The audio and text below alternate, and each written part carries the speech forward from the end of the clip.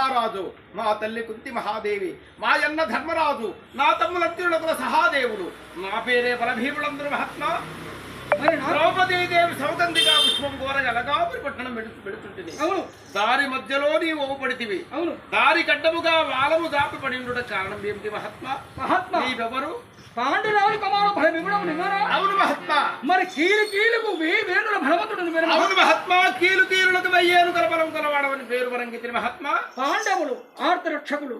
ఆయనను మరి నాకు చిన్న సులభకారుడు దాని నెరవేర్చగలవని. శోభకార్యమేమిటి, ఘనకార్యమే కోరుకును.